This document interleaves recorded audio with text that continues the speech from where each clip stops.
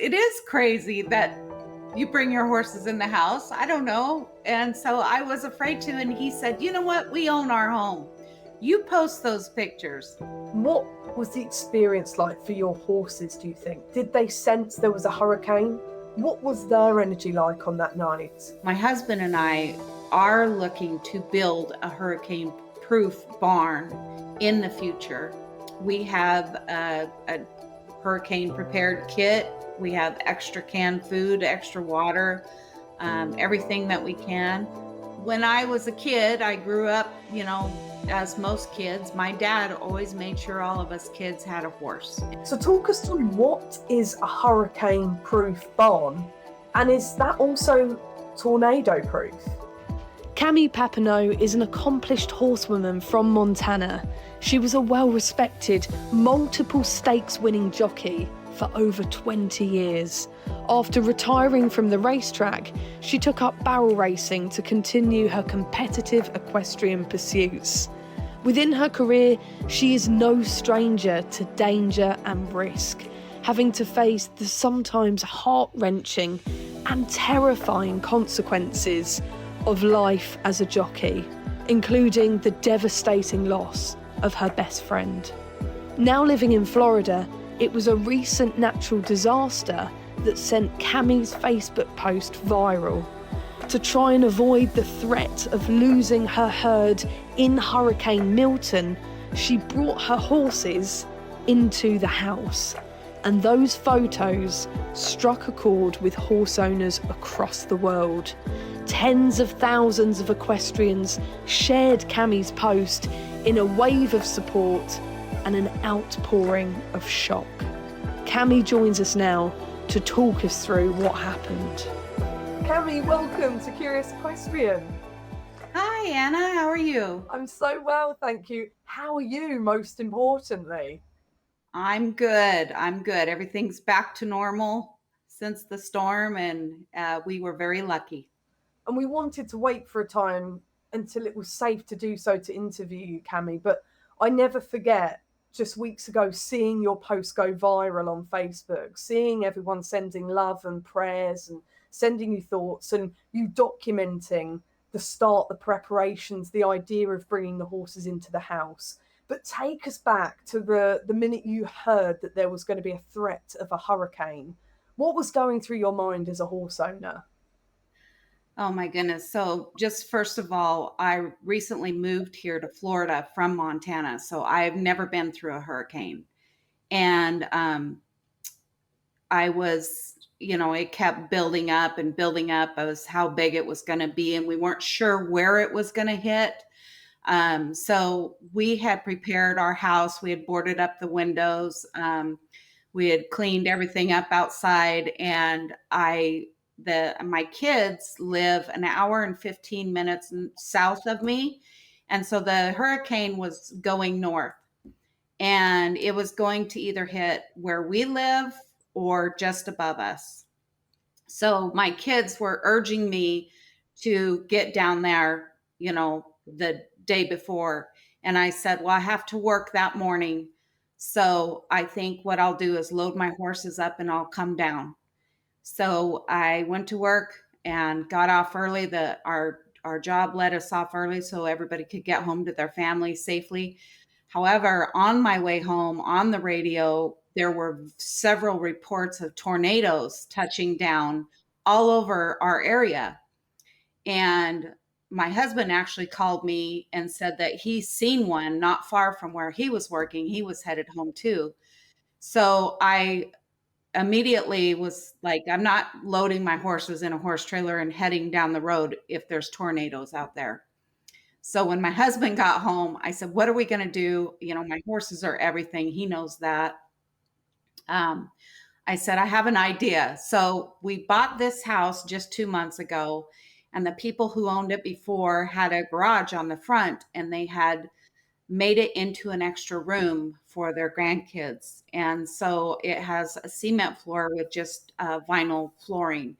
And I asked him if we brought a couple of big rugs and laid them down and then put shavings on top, could we keep the horses in there? And he said, absolutely. Do you think they'll come in the house? And I said, well, let's try it. So we I had him lead my older horse, and I led the younger one behind him, and they didn't even hesitate. They walked right in, like they've been waiting to come in the house. Something we probably all something that always crosses our mind as horse owners. You know, I've often joked that my mare Winnie would love to invite herself to Right. the house if she had And the I'm chance. telling you, they loved it. They absolutely loved it. So anyway, we got them in the house. I kind of watched them for a minute to make sure they weren't going to freak out, but they were both just really chill. And so we put the shavings down, really bedded it deep so that it would help protect, against them urinating and protect the floor a little bit. And I knew those rugs weren't going to be any good, but that's okay. I can buy a couple new rugs. My whole thought was, I would rather pay for new flooring, new rugs, whatever we had to do in order to protect these horses, because they are my life. And, I can just imagine with the winds we were supposed to get, they were talking about projectile things, flying through the air, could, not to be out in it. And all I could think of was my horses out there, and it was anything I could do to protect them. So it worked out. They came in. We gave them a couple flakes of hay right off the bat in some metal tubs so that, they had something to keep them busy. And my husband and I came out, we sat in there with them for quite a while, which was very, very cool to just sit there with your horses in the house, and they loved it. And so then we came out in the living room and we shut the door to that room, and you could hear him in there kind of banging on that tub. So I finally went in there and I thought, I'll just shut the light out and see what happens. I turned the light off and I never heard another peep from them all night. And so the next morning, and we got lucky because the hurricane broke up, the bottom half like totally disappeared. So we had high winds, but nothing what we thought we were going to get. So we got very, very lucky. And it rained a lot, but no flooding at all. But anyway, so the next morning I went in to check on them, and I opened the door, and the younger one was laying down sleeping, and the older one was standing over her just with his head down sleeping. I mean, they were just so comfortable. It was adorable. So I took pictures. Tell us, before we delve into keeping horses safe in a hurricane, talk us through your two horses. Tell us about them as personalities and characters. Oh my goodness. So I actually used to be a jockey, and I broke a lot of horses and raced at the track for quite a few years, 22 years.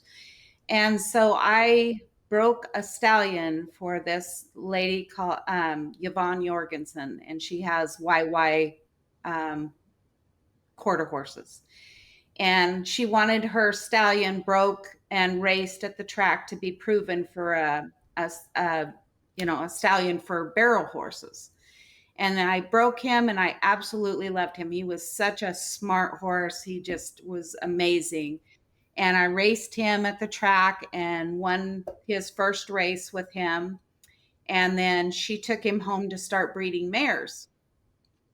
And fast forward quite a few years, I moved to Montana where she lived, and I told her I want one of those babies so badly. I just really want one of his babies. So I broke a bunch of colts for her again, some of his offspring. And she told me she would trade me out for breaking the colts. I got my pick of which one I wanted. So I picked Billet, who is the older one. And from then on, as a barrel horse, which I'm just learning, the last 5 years I've been learning how to do the barrel racing, which has been a struggle, but doing okay. And I absolutely love him. If he was, I think he thinks he's a dog. Like if he could come in and lay in our bed, he would. He's a character. And he's very food motivated. So if I need him to do anything, it's peppermints. He will chase you all over the pasture for a peppermint. And then I bought his 3/4 sister a year ago, and she's a 3-year-old now. And so I have two of them that are a lot alike. She's a filly and he's a gelding. And so they do have a little bit different temperaments, but they're both very smart and easy to work with. And I just love them. So you told us your plan A, when that hurricane was due to hit, what you thought you and your husband were going to do to bring the horses Yeah. in the house. Now, did you receive any advice or support in your area as to what to do as a horse owner at that time? Most people told me just to leave them turned out, to put your phone number on them. So I actually had done that. I had tags braided in their mane with my name, my phone number, and my address on it. And I had them, I thought, well, at least that way if they get loose or they run through a fence or whatever happens and somebody finds them, I can get them back or find them.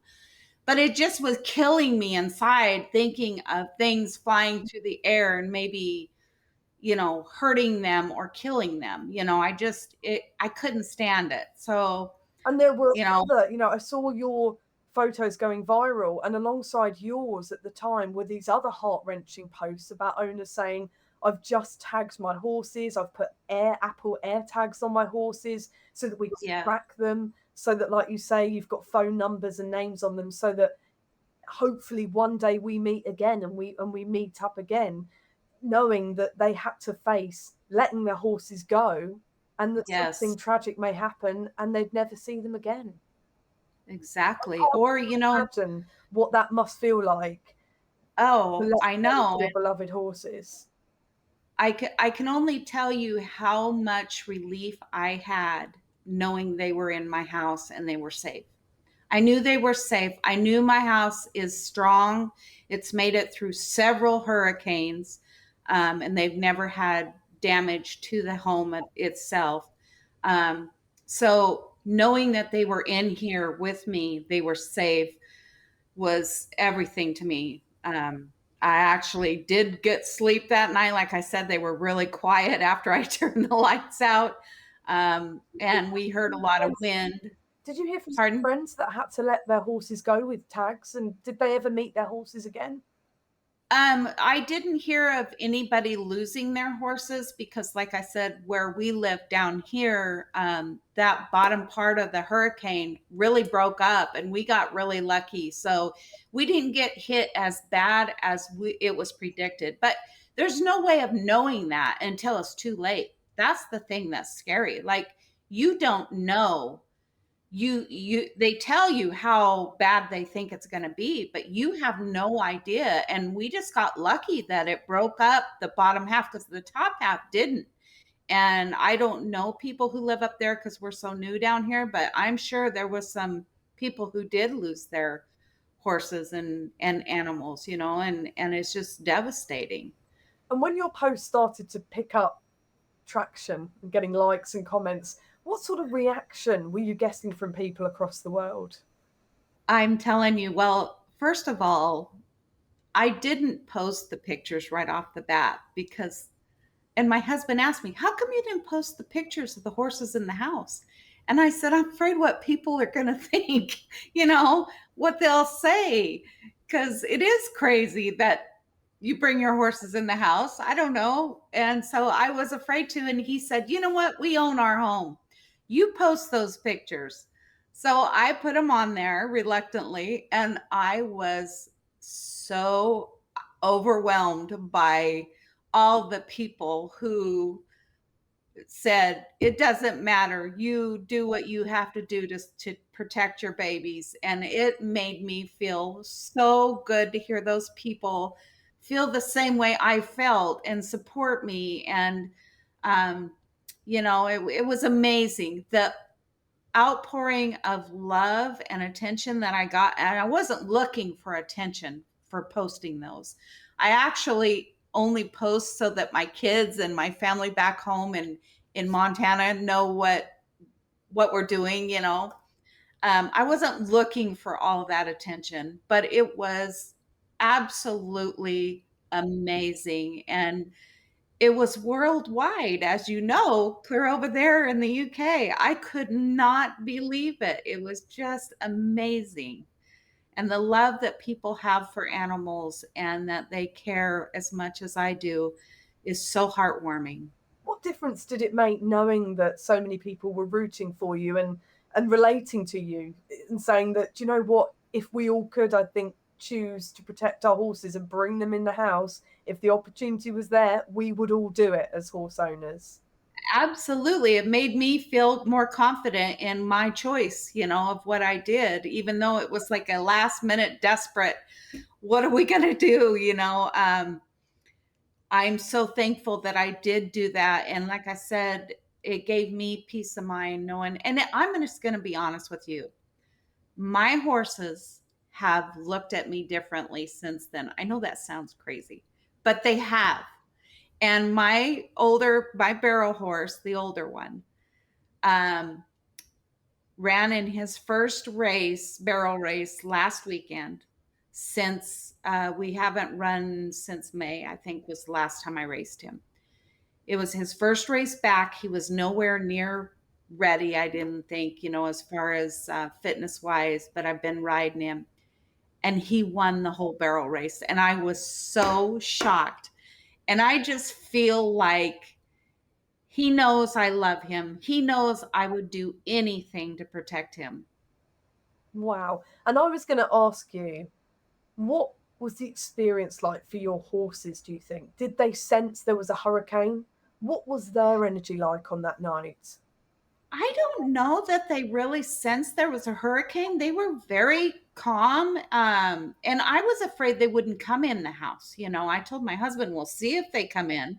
And they walked right in, and like they'd been in here their whole life. They didn't even hesitate. And every time I would open the door from my main house into that room, the older one, Bill, he would try to come like he was coming into our living room to be with us. You know, he was like, I want to see the rest of the house.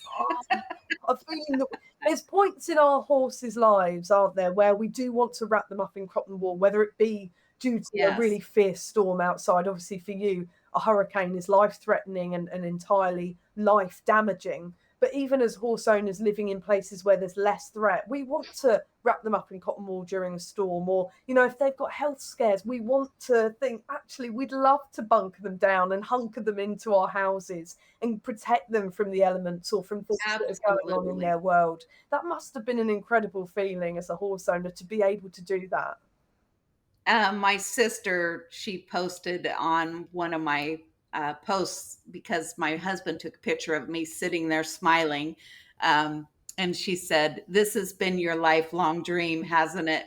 I can see it on your face. And I, you know, when we were kids, growing up on a small farm, there was 7 of us kids, mom and dad. We had sheep and pigs and goats and horses and cows and everything. And if there was ever a sick animal, a baby, or wasn't being fed, you know, mom and dad would always bring it into the house and we got to bottle feed it. So it wasn't real unusual for me to have, you know, an animal in the house like that, but that big of an animal was unusual. And, but I had several comments on those photos saying every girl's, you know, dream of having her horses in her home. And several more, almost every comment said I would have done the same thing. So that reassurance that I did do right by my horses. And I knew that, but it felt good to hear others say that they would do the same. And you feel that your bond has got closer with your horses since? So absolutely. Like they know that they've been in your home. I know it sounds silly, but I'm telling you, it is different. Ever since then, the way they look at me is, you know, you can just tell. And I feel like our bond has really grown, and it paid off the other day in the barrel race. I was so shocked. And why do We you out of think that is, Cammy? 69, Why do you think that is? yeah, What do you think it is about them coming into your home that makes it different now? Do you think they realise the weight of being invited into a human's home, their human's home? I do. I always wonder what a horse is thinking. That's I think every horse owner wants to know. Wish we could really read what they're thinking.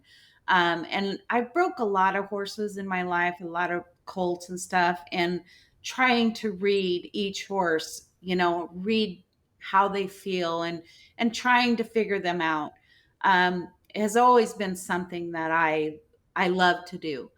But this special thing that has happened since I brought them into the house is so much more than anything I've ever done with a colt. You know what I mean? Like just having that bond and knowing that they love me just as much as I love them is so amazing.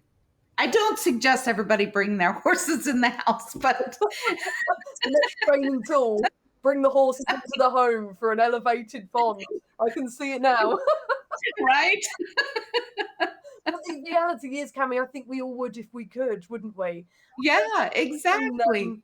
online going viral previously, I've seen, these really impressive Airbnbs and, holiday rentals where you can hire out a property where you can sleep in a bed and there's a little gateway and a little Oh, stable door where you can bring your horse love and it. it can have its head over the door and you can wake up to see your horse's face staring at you. And I think that is it's in all of us, isn't it?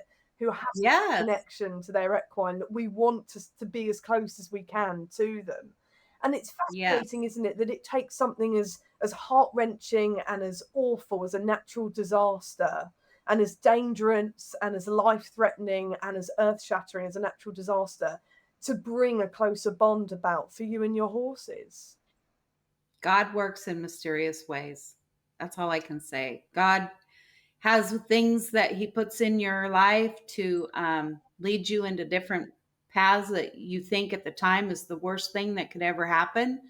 And then something like that comes out. And I, we were safe, we were fine, and my horses and I could never be closer than we are today.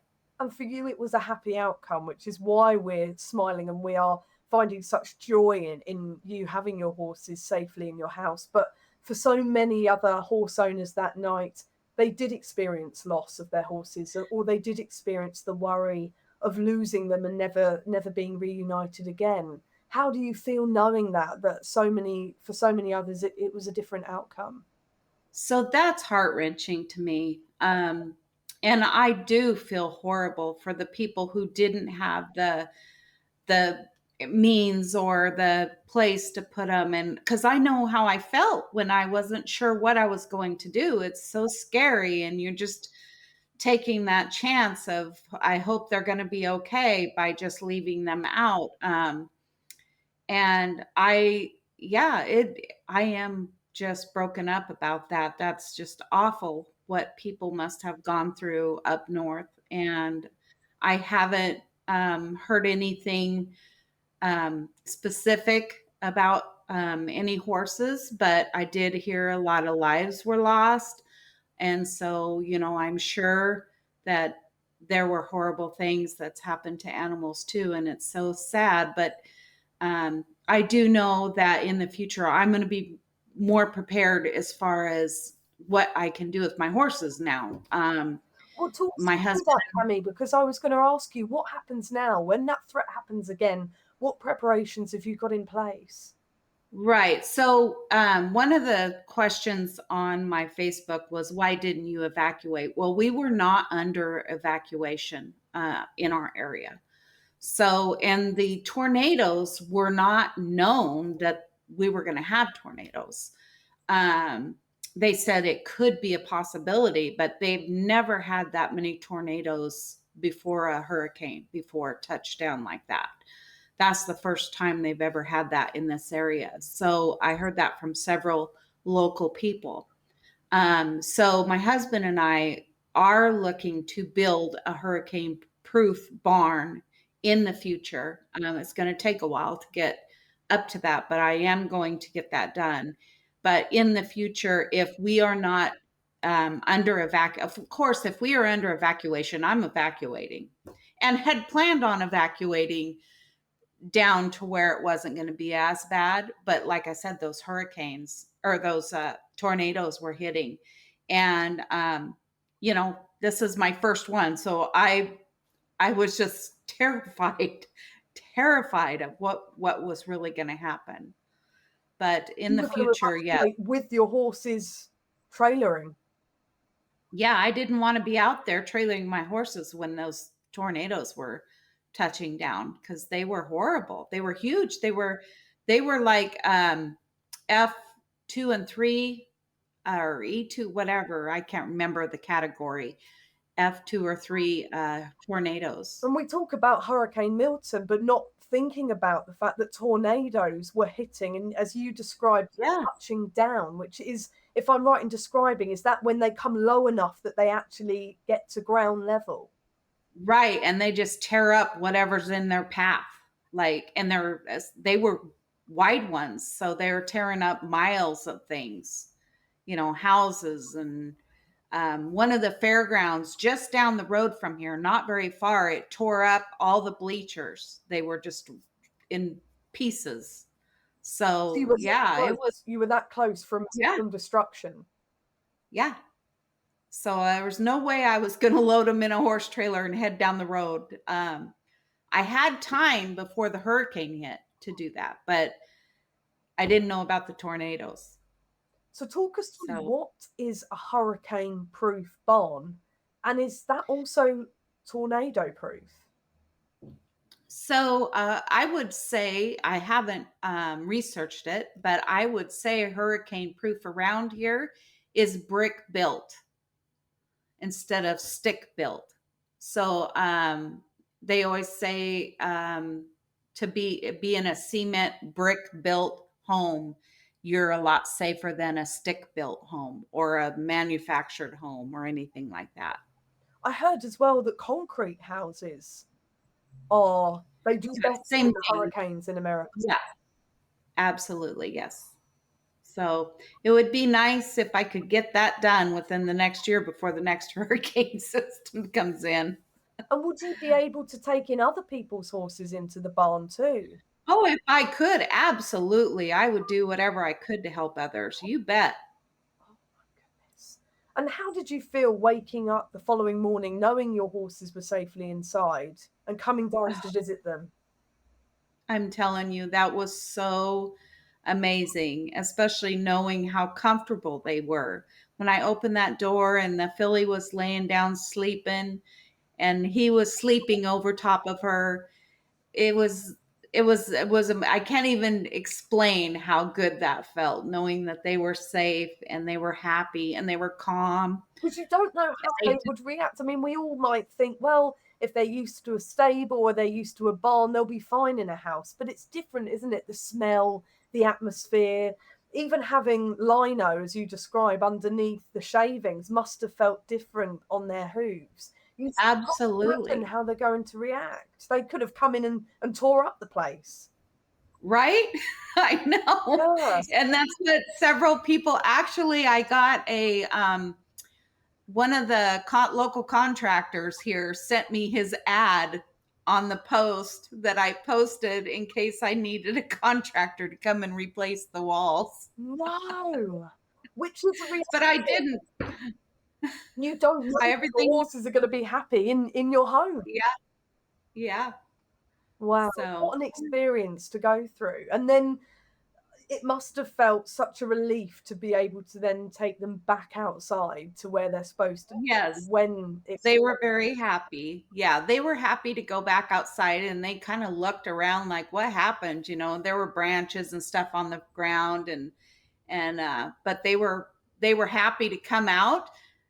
So then I had to leave to go to work that next morning. So I put them outside early in the morning, fed them, and I left for work. And right when I got back home, I started cleaning up. And so I rolled the carpets, kind of folded them in 3/4 with the shavings on them and pulled them out of the house and the both horses were standing there with their heads over the fences right by the door, wanting back in. Like, are you going to let us back in tonight? Oh. And I'm guessing, Cammie, you'll keep that room as an emergency hold for your horses. Yes, it's actually just an extra room we don't even use. It's got a laundry room on the front of it, and then the rest is just an empty room. And it's actually like an entryway from when I come in from the barn, so kind of like a mud room for me anyway. So yeah, it will work for next time if I don't have my barn built yet. And how sad that you have to say it will be ready for the next time. Yes, I hopefully not. Hopefully we don't get any more this year, but hurricane season is not over yet. And Cammie, what is it like living in Florida where there are now so many threats of extreme weather where you are? Well, everybody that asks me where I moved from, and I tell them I moved from Montana, and they ask me why would I do that, because Montana is so beautiful, and Florida is beautiful also, but I have 4 beautiful grandchildren down here, and that's why I moved. Um, and so it is scary, but I feel like if you prepare for it, and if they tell you to evacuate, evacuate. Like, they do give you enough time ahead of time if you need to evacuate. So if they tell you to evacuate, people should always listen and not think that, oh, it's not going to be that bad, because you never know. Um, Sometimes these hurricanes, when they come in, they either get stronger when they hit land or they get weaker. So you just never know. And it would be silly to take that chance. And what is it like living a life where there is life-threatening weather It's that could scary. hit at any point? It's very scary, but you try to be as prepared as you can for everything. Um, we have a hurricane prepared kit. We have extra canned food, extra water, everything that we can. And like I said, if they tell us to evacuate, all I do is load my horse trailer up and we're gone. This stuff can all be replaced, right? It's all material. It can be replaced, but my animals can't. I have 3 dogs and 2 horses, and they can load up quickly and we'd be gone. What is a hurricane prepared kit? What is in that kit? So a radio for if so you can hear the local news if you lose power. We actually have a generator that hooks to our house. So if the power goes out, we can have power here at the house. Um, and we have extra water. I have lots of flashlights and batteries in there. I have lots of canned food, or, easily to keep food for a long time. So yeah, right before a hurricane hits, all the grocery stores, like everything is gone. People just go in and they buy everything. So I try to keep that ahead of time so that I'm not trying to go in there at the last minute and buy that stuff. Do you worry for the future as weather is getting more extreme, it seems? Absolutely. Yes, I do. Like I said, we just moved down here. That was well, there was a hurricane that hit before that, but it didn't really hit us. But so actually our second hurricane, but mostly our first one being that close. So yeah, it was scary. And I feel like we got really lucky. Like I said, it broke up before it hit our part, and so we didn't get hit as bad.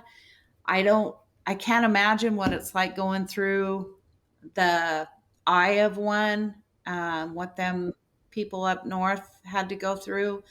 It's so scary. But like I said, if they tell us to evacuate, I'm going to be evacuating. I think that's the smart thing to do. Just be smart and use your head.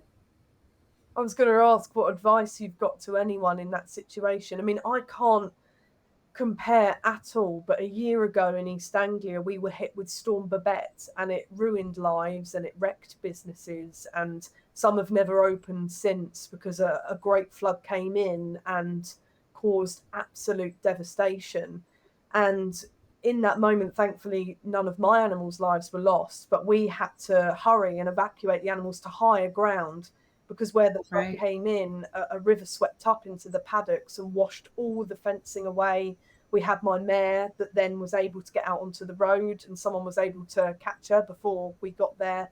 And then we had to move them safely to an area of grazing that they could all be kept in hold, really, waiting till we could get the trailers to come in and move them onto higher ground up the hill, because the floods had come in and completely engulfed the entire land, the entire 7 acres. So it was terrifying and it was scary, and we had to act quickly. But obviously we were so lucky and thankful that no lives were lost or at threat in that moment. And obviously we were able to get to the animals before any others were able to escape through the washed away fencing. And so thankful to everyone that helped and saved my mare who had gone wandering onto the road. But I was wondering what advice you've got to those listening who might have been through something more minor like myself, where extreme weather's come into an area that you don't usually expect something like storms and flooding to create havoc, or to those listening who have been through major life-threatening weather like yourself. What would you say to them if they ever have to face that situation?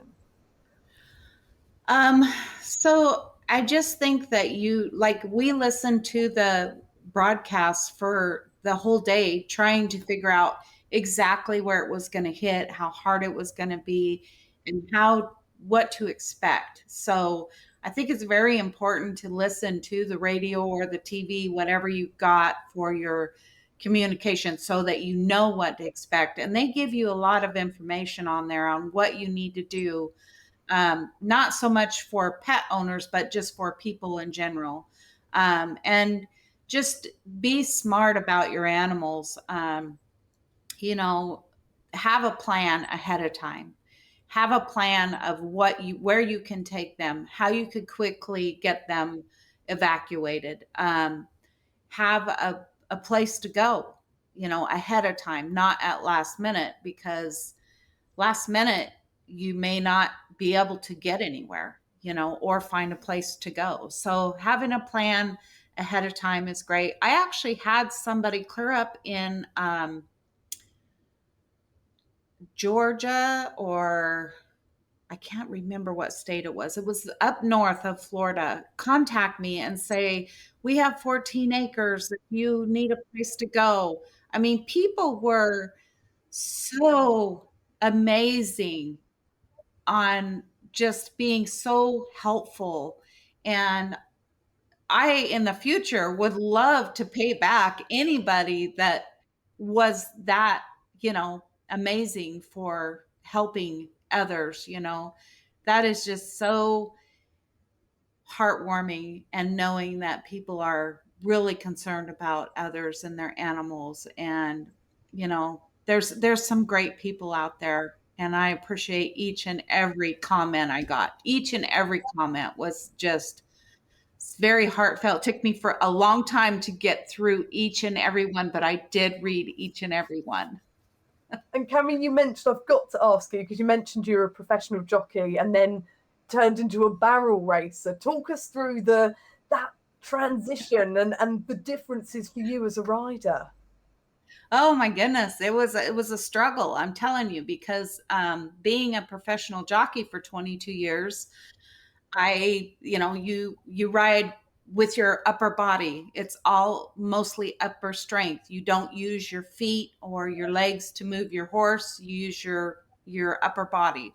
So when I went to barrel racing and breaking barrel racing horses, I had to learn to use my legs and my feet to direct the horse, not my upper body.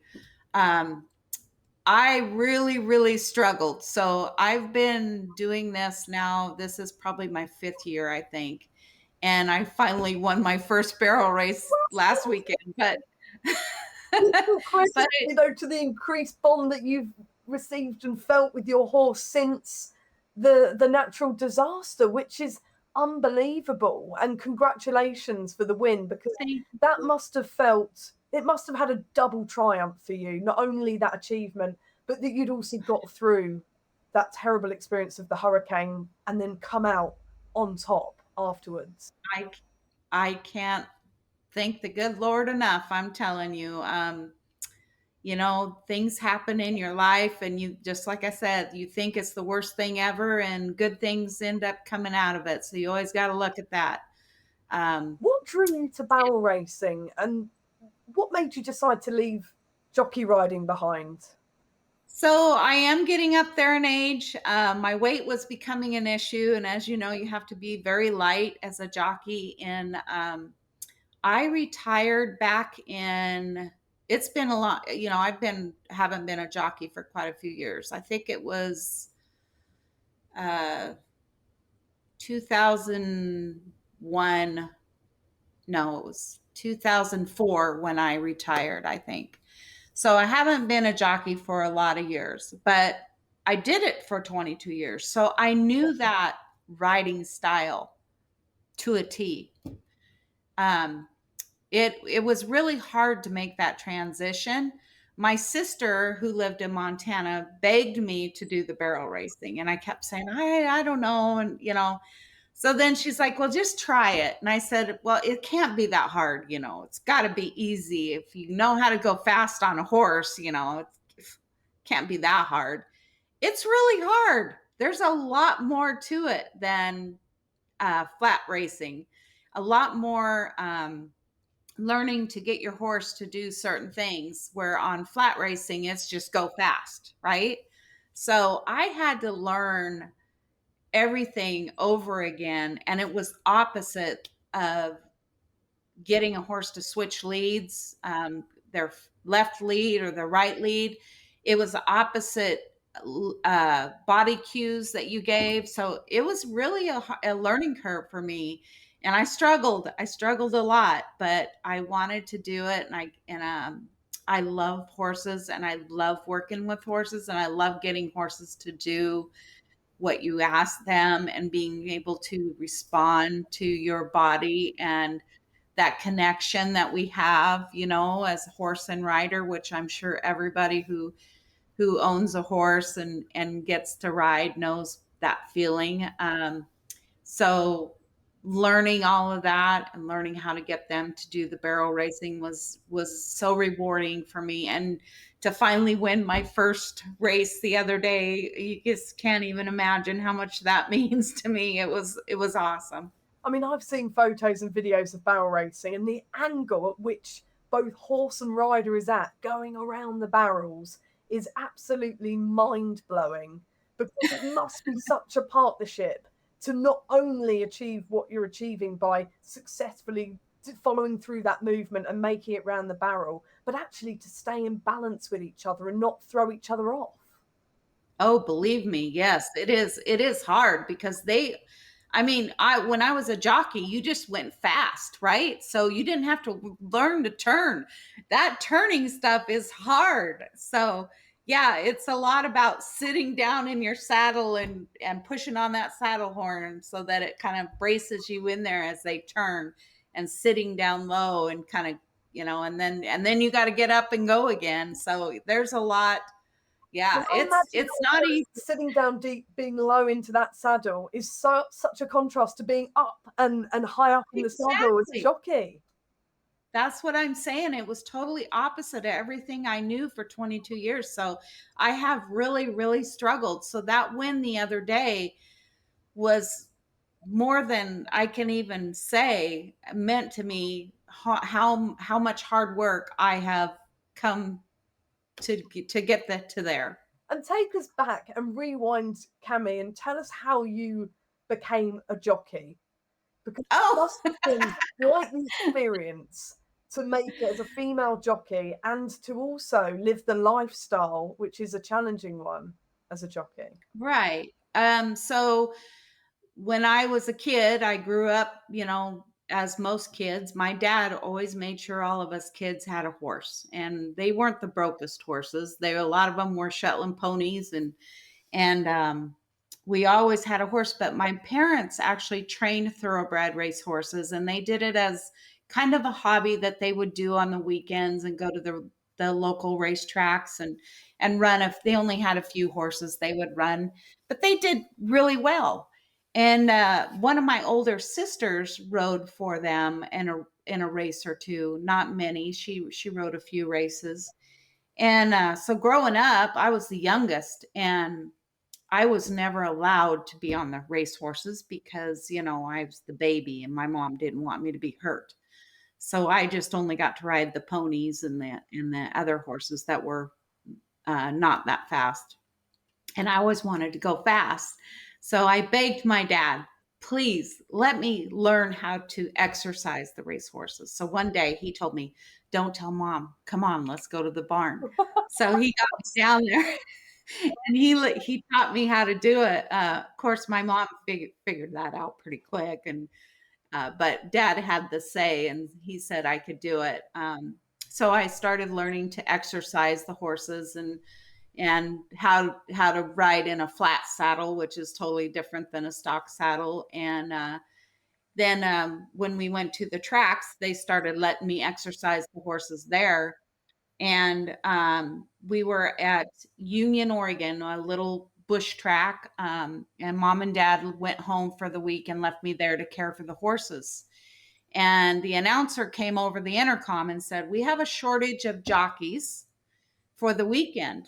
Does anybody who's been exercising horses want to get their jockey's license and ride? And of course, the light bulb went off, and I ran up there and I said, yes, I want to be a jockey. And he said, well, what's your name? And I told him Cammie Papineau. And he said, are you Ray Papineau's daughter? And I said, yes. And he said, well, you should be able to know how to do this. He says, we'll give you a license.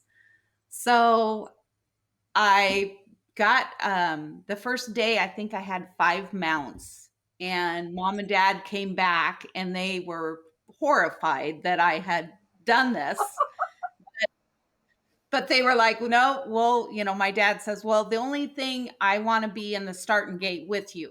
Right. So I know that you're okay. Cause the starting gate is very dangerous. So the very first horse I rode, his name was Hurricane Herman. He was for another owner.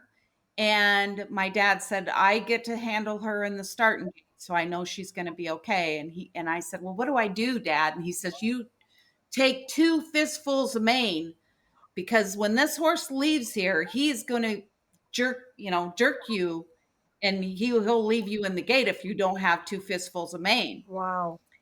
And so I did, and I don't think I opened my eyes till I was about halfway down through there, and I opened my eyes and I was in front, and I won that race. Wow.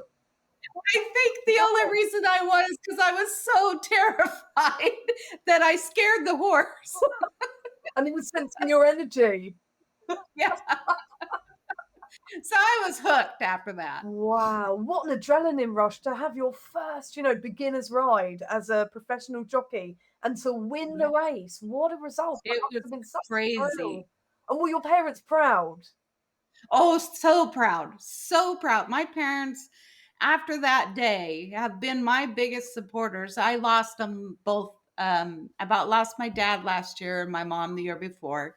Since then, but they supported me. I traveled all over the United States riding for 22 years. I rode in California, New Mexico, Utah, Wyoming, Montana, Oregon, Washington, Idaho. I rode all over, and they traveled around and watched me and helped me because I have 3 kids. So they helped me with my kids as I raced. Yes. And how difficult was it to be a mum and a jockey? Because I imagine that changes things when you know that there are your children waiting for you at the end of the day, and actually it's quite a high risk job to have. Absolutely. It was hard, really, really hard at times, but other times it was very rewarding. Knowing that my kids, I mean, they were all so proud of me growing up, and they got to be, feel like they were famous because I was their mom. And so they supported me very much and very proud of everything that I did. I was one of the top female riders in the United States as far as quarter horses.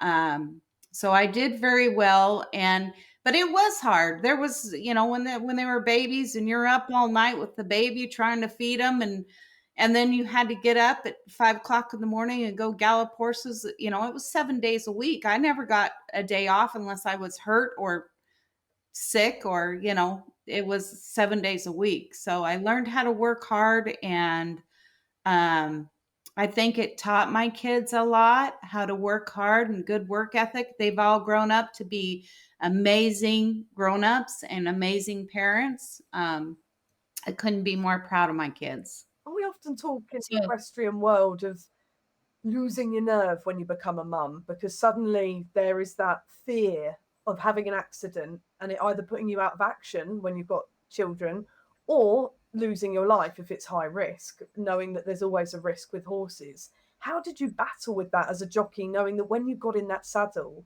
there may be a chance that a fall might happen and you may not make it home to your kids? so that was something that I struggled with. I did struggle with that off and on, but I did talk to my kids a lot about it. I told them, we have dreams in our life that we want to do. And if we get, hopefully not, but if something was to happen and mom was ever hurt really, really bad or killed in a race, I want you to know that I was doing what I loved. This is my passion. I love you kids, but I have a passion too. And I love riding horses. Um, I had a friend, one of my best friends. She had two young kids, and she was also a jockey. She went down right beside me, or her horse fell, and it killed her. And I almost quit. That was almost the end of me. And my husband at that time told me, he said, "You know what? I was reading the daily racing form yesterday, and there was a jockey who was swinging on a swing set, and he fell off and hit his head, and it killed him. Are you never going to swing on a swing set again?" And I said, "No, I'll swing on a swing set." And he said, "That's right. When it's your time, it's your time. You don't stop doing what you love just because it's dangerous or whatever. You are careful." I was very careful about what horses I rode. I don't want to pat myself on the back, but I was successful enough. I could pick pretty much the horses that I wanted to ride. So I was very picky about who I rode. There are, Sorry, I mean, I'm so sorry to hear what happened to your friend. That must yeah, have been devastating it was, for her it family, for was, you as well. it was very hard, very hard. But I know her. I know her. She would have chewed me out if I would have quit. So um, I moved on and ended up riding several years and doing well. But yes, there was several times that I struggled with that. But I think, in life, you have to do what you love, and you have to do what you're passionate about, and do it well, you know, and not worry about what might happen. You have to be careful, you have to be cautious and smart, but don't worry about what might happen and not live your life. Wow. I mean, what a powerful story and what powerful words. I've often wondered how jockeys do balance that sense of pure fire and passion for horses and their job, and that adrenaline rush and that real drive to win, and then their family life and the threat that they could be under. And it's incredible to hear about the conversations, the open dialogue you had to have with your children in order to manage that lifestyle. Yes. And my kids knew that, and we talked about it. I didn't, I think it's good to have that communication with your family so that they know if something ever happens, they can know in their heart, my mom did what she loved. She died doing what she loved, if that happened. Thank God it didn't. But I think it's good to have those conversations and be open with your family about how you feel about things, because you never know. I could be walking across the street and something happened. We don't know. So We don't know what is around the corner, do we? exactly. It's Yeah. something we So don't talk about, is it? In our modern culture, yeah, they say the final taboo that we don't discuss, the last taboo that exists, is right. that of death, isn't it? Yeah. Discussing death. Yes. Yep. Wow, what a story. And Cammie, thank you for Thank sharing you. those experiences. That's really, it really hits home, what you had to do, sitting in that saddle to do that job every day, the conversations that you had to have, and the experiences you had to witness in a race with your best friend, and to have that loss in your life. I mean, I don't know how you got through that period of your life, and I don't know how you continued that career for 22 years, but it shows utter grit and strength and determination. It really does. Thank you. And thank you so much Thank for you. sharing your story with us. Before you go, Cammie, tell us what horses mean to you. I think it's evident in the stories you've shared, bringing him into the house through the hurricane and the connection that you had out there as a jockey. But just talk to us what horses mean to you in your world. Oh, I'm telling you, I've never been without horses. My whole life, like I said, from the time I was a kid, Dad made sure we had horses, and there was nothing to do in that small town. There was only 270 population, so nothing to do. And I rode horses. Most kids were out playing, doing stuff. I was on my horse all the time. My horse, if I have a bad day at work, or I have a bad day in life, I go get on my horse and it all goes away. Everything's good, and I can focus and I can look at the positive things. And I think everybody needs to know that even if there's bad things that happen in your life, there's always a good part of it. It may not seem like it right now, but there's always something good that can come out of that. So I get on my horse, I ride him for a while, and it all goes away, and then I can look at the positive side of it. Cammie, thank you so much. Before you go, I'm intrigued. It's gone to sleep, the screen behind you now. If you're watching on YouTube, you will have seen it as well. What was the signage that you had behind you? It's called Between the Reins. It's a group of barrel racers that I watch a lot, and they give you tips on how to train your horses. They're a great group of lady barrel racers, and they have a YouTube channel.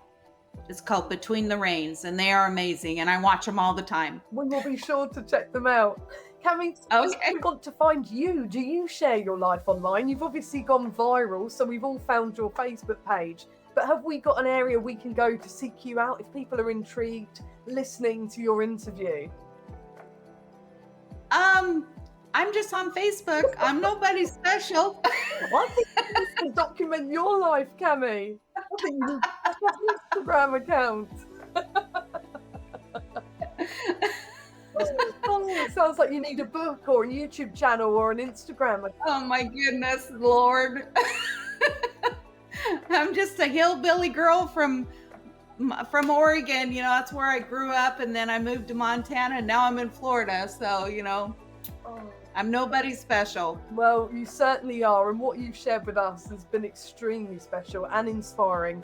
I'm certain I can say that on behalf of our listeners and those watching on YouTube. So thank you so much for sharing with us your life with horses. It's been absolutely fascinating. Thank you so much. And it's so nice to be able to meet you and be able to share this with all the horse people, because I know there's a lot of people out there just like me, and we all love our horses. And so it's really cool to be able to tell my story. Thank you for that. Thank you so much. Thank you so much for listening to and watching Curious Equestrian. If you enjoyed this episode, please don't forget to subscribe to us on YouTube so that you don't miss an episode and all that's coming your way, or you can subscribe to us on whatever podcast platform you listen.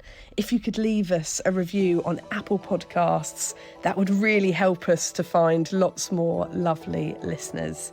And you can also follow us on Instagram at Curious Equestrian Podcast. We'll see you next time.